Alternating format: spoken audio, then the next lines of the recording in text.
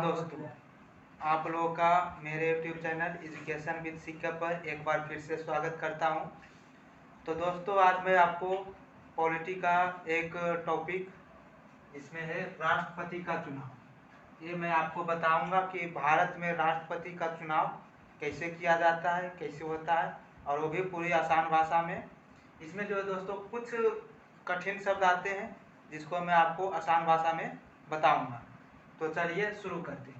दोस्तों, इनके राष्ट्रपति चुनाव से पहले मैं आपको इनके बारे में थोड़ा कुछ बता देता हूँ कि यह राष्ट्रपति का शब्द का जिक्र जो है दोस्तों, यह हमारे संविधान के भाग 5 में किया गया है और यह इसकी चर्चा अनुच्छेद 52 से 61 में है, 52 से लेकर 61 में।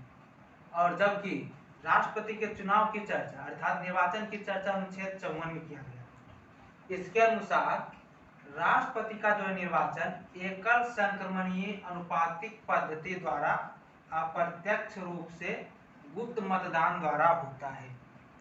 दोस्तों, इस परिभाषा में आपको ऐसे कुछ वर्ड दिख रहे होंगे जिसको देखकर आपको समझ में नहीं आ रहा कि ये वर्ड होता क्या, इसका मतलब होता क्या। जैसे कि देखिए आप, एकल संक्रमणीय अनुपातिक पद्धति, अप्रत्यक्ष रूप और गुप्त मतदान, इन 4 शब्दों के बारे में, इनमें से अप्रत्यक्ष और गुप्त मतदान के बारे में थोड़ा बहुत जानते भी होंगे, लेकिन ये जो है एकल संक्रमणीय और अनुपातिक पद्धति, इसमें आपको थोड़ा कंफ्यूजन होगा, आपको ये नहीं पता होगा कि ये होता क्या है। तो चलिए एक एक करके हम इन सब के बारे में चर्चा करते हैं, आपको बताते हैं।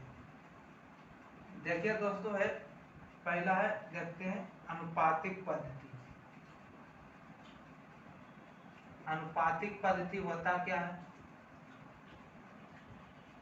जैसा कि दोस्तों राष्ट्रपति में जो है कैंडिडेट्स एक से अधिक खड़े होते हैं, अलग अलग पार्टी के होते हैं, तो उनमें जो है उम्मीदवार को जो है,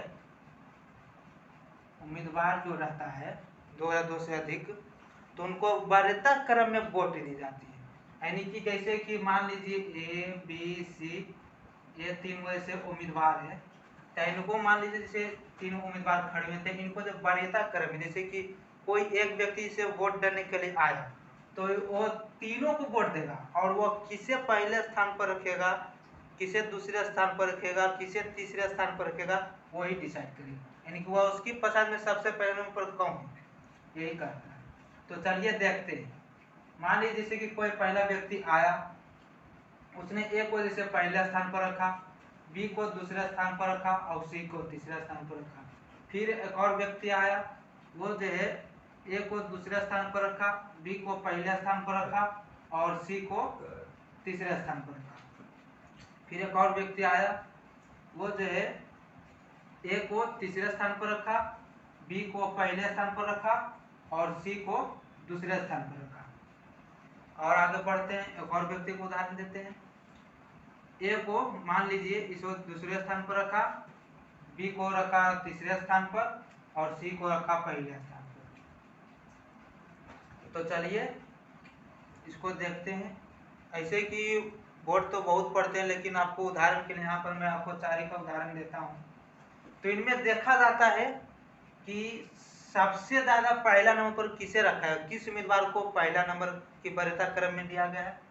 तो इसमें देखते हैं, देखिए दोस्तों, पहला नंबर पर जैसे कि ए को रखा गया, एक बार रखा गया पहला नंबर पर, और बी को रखा गया 2 बार और सी को रखा गया 1 बार। यानी कि इसमें जो है स्पष्ट दिख रहा है कि सबसे ज्यादा बार बी को जो है पहला नंबर पर रखा गया। तो इस हिसाब से बी जो है चुनाव जीत जाता है। लेकिन अगर कभी ऐसा सिचुएशन बने कि तीनों या किसी 2 का जैसे वोट बराबर हो, या जैसे वरीयता क्रम में बराबर आ जाए, तो उस स्थिति में द्वितीय चरण की मतगणना की जाती है। यानी कि यह होता है प्रथम चरण की मतगणना। अगर यह बराबर हो जाती है वोटों की संख्या, तो इस स्थिति में द्वितीय चरण की मतगणना की जाती है। उस स्थिति में जो है दूसरे स्थान पर जिसको वरीयता सबसे ज्यादा रखा गया है, तो उसको विजेता घोषित किया जाता है। जैसे कि मान लीजिए इसको साइड करते हैं, ये दोनों जैसे बराबर है, ये तो जीत गया और दूसरा, ये दोनों जैसे बराबर है। तो इसमें देखा जाए कि दूसरे स्थान पर किसे रखा गया है पहले सबसे ज्यादा। तो इसमें देखते हैं ए को जैसे देखते हैं 2 बार रखा गया है और सी को देखते हैं तो एक ही बार रखा गया। इस हिसाब से ए हो जाता है विनर, यानी कि ए जीत जाता है। तो इस हिसाब से चुनाव होता है, या होता है अनुपातिक पद्धति। अब चलते हैं एकल संक्रमणीय। एकल संक्रमणीय होता क्या है दोस्तों? एकल संक्रमणीय कुछ होता नहीं है, बस कोई अगर कैंडिडेट जीत जाता है तो उसको जीत को और बड़ा दिखाने के लिए जो हारे हुए कैंडिडेट हैं उनके वोटों को जीते हुए कैंडिडेट को दे दिया जाता है, ताकि जीत का अंतर जो और बड़ा लगे। तो आप समझ गए कि एकल संक्रमणीय क्या होता है। अब आते हैं अप्रत्यक्ष रूप। अप्रत्यक्ष रूप दोस्तों, अप्रत्यक्ष रूप मतलब कि अगर जनता डायरेक्ट वोट करती है तो उसे प्रत्यक्ष मतदान करते हैं, लेकिन जनता के द्वारा चुने गए प्रतिनिधि जब वोट करते हैं तो उसे अप्रत्यक्ष रूप से मतदान करने करते हैं।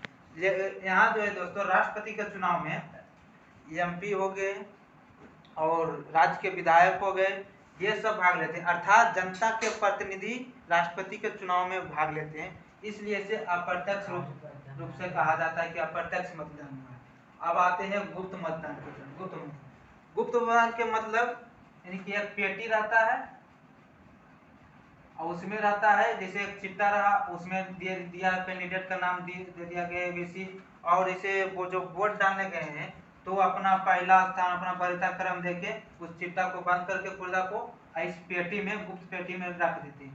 तो यही होता था गुप्त मतदान, पेटी में ही रख दिया जाता है। या एक तरह से मान लीजिए कि ऑफलाइन है, जैसे ऑनलाइन में ईवीएम में हम सब मशीन देते हैं, ईवीएम में वोट देते हैं तो बटन दबाकर, तो यहाँ ऐसा नहीं चलता। यहाँ जो है पर्चे पर अपना वोट देकर, किसे पहला नंबर रखा, किसे दूसरा नंबर रखा, वो सब देकर इस पेटी में दिया जाता है और बाद में इसी पेटी खोलकर फिर गिना जाता है वोट। आई होप यहाँ तक आप समझे होंगे। इनके बारे में आपको कुछ और फैक्चुअल चीज बताऊंगा। तो आइए जानते हैं राष्ट्रपति के बारे में कुछ फैक्चुअल चीजें। दोस्तों, बीबी गिरी एक ऐसे राष्ट्रपति हुए हैं जिनका जो है द्वितीय चरण की मतगणना के दौरान इनको जीत हुई थी। प्रथम चरण में यानी कि जाहिर सी बात है कि वोट बराबर पड़ गए होंगे, तो इसलिए बीबी गिरी कैसे राष्ट्रपति हुए जिनका जो है जीत द्वितीय चरण मतगणना के लिए। दोस्तों, भारत में वर्तमान में भी कुल 6 राज्यों में विधान परिषद है। तो दोस्तों, विधान परिषद के जितने भी सदस्य हैं वो राष्ट्रपति के चुनाव में भाग नहीं ले सकते हैं। तो आप पूछिएगा ऐसा क्यों? जैसा कि मैंने आपको अभी पहले बताया कि भारत में अभी कुल 6 ही राज्यों में विधान परिषद है, टोटल राज्यों में नहीं है, जिसके कारण इक्वलिटी नहीं हो पाएगी, बराबर वोट नहीं पड़ पाएगा। इसलिए संविधान में कहा गया है कि जब तक सभी राज्यों में विधान परिषद की स्थापना नहीं हो जाती तब तक विधान परिषद के सदस्य जो है वो वोट नहीं दे सकते हैं, राष्ट्रपति के निर्वाचन में भाग नहीं ले सकते हैं। दोस्तों, बिहार के सीएम नीतीश कुमार जी वो विधान परिषद के सदस्य हैं। तो आपको जानकर सच होगा कि नीतीश कुमार जी जो हैं बिहार के सीएम, वो राष्ट्रपति के निर्वाचन में भाग नहीं लेते हैं, अर्थात वो वोट नहीं डालते। चलिए आगे देखते हैं और कौन कौन वोट नहीं डाल सकते हैं। तो दोस्तों, राज्यसभा के जो 12 मनोनीत सदस्य होते हैं राष्ट्रपति द्वारा जो मनोनीत किए जाते हैं साहित्य के क्षेत्र में, कला क्षेत्र में, वैज्ञानिक के क्षेत्र में, तो वो 12 लोग जो है राष्ट्रपति को वोट नहीं डाल सकते। ऐसा क्यों? तो जैसा कि आपको बताया कि राष्ट्रपति ने ही उसे मनोनीत किया, तो एक लगाव बन जाता है कि इसने, अगर वो वही जो है राष्ट्रपति फिर से कैंडिडेट के रूप में खड़ी हो जाए तो जाहिर सी बात है कि उन्होंने मनोनीत किया था, ये 12 लोग तो उन्हीं को वोट देंगे, जिसके कारण यह इस पर जो है प्रतिबंध लगा दिया कि ये राज्यसभा के जो 12 मनोनीत सदस्य वो भी राष्ट्रपति चुनाव में भाग नहीं ले सकते हैं। लोकसभा के चुनाव में जो लोकसभा के जो एंग्लो इंडियन होते हैं जो राष्ट्रपति मनोनीत करते हैं वो भी भाग नहीं ले सकते। हालांकि ये एंग्लो इंडियन को अब समाप्त कर दिया जा चुका है। अब पूछिएगा कि एंग्लो इंडियन को क्या होता है?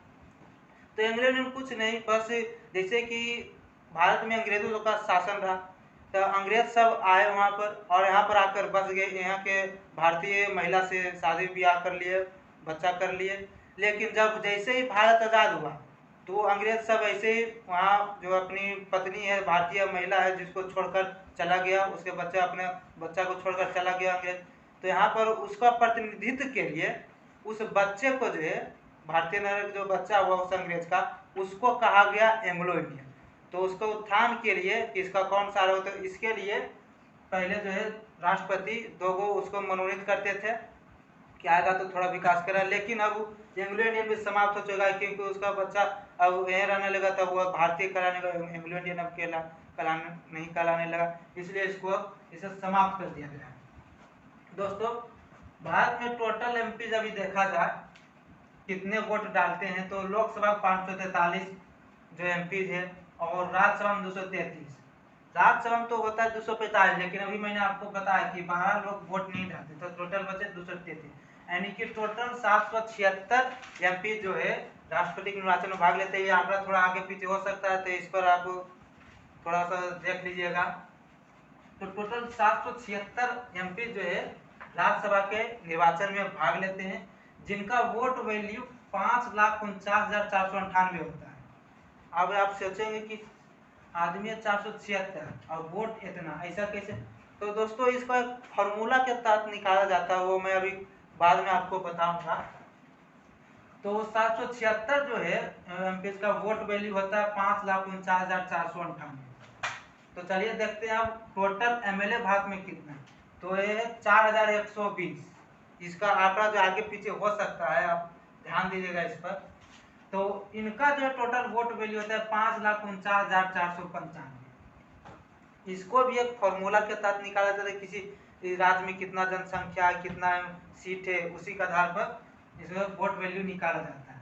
तो आप देखेंगे कि टोटल एमपी जो उसका वोट वैल्यू और टोटल जो है एमएलए उसका वोट वैल्यू जो है लगभग बराबर होता है, ताकि केंद्र और राज्य में जो है समानता बनी रखे, इक्वलिटी रहे, बराबर रहे।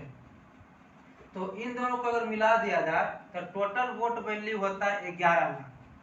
हालांकि वोट तो देते हैं इतने ही लोग, 776 एमपी और 4,120 एमएलए, लेकिन इसका वोट वैल्यू हो जाता है 11 लाख। इसीलिए कहा जाता है कि ये एक सांसद की पावर जो है चीफ सेक्रेटरी जो लेवल का होता है, हाईएस्ट रैंक का अधिकारी, उसके बराबर होता है। और एमएलए जो है उसका भी जो जैसे हो गया राज्य में चीफ सेक्रेटरी हो गया, उसके बराबर वो पावर रखता है एक एमएलए। इसलिए कहा जाता है क्योंकि इतना वोट उसका रहता है। और साथ ही में बता दूं कि एक 10 लाख पर जैसे एक विधायक होता है, एक सांसद होता है, इसलिए उसका पावर भी मतलब बड़े स्तर पर होता है।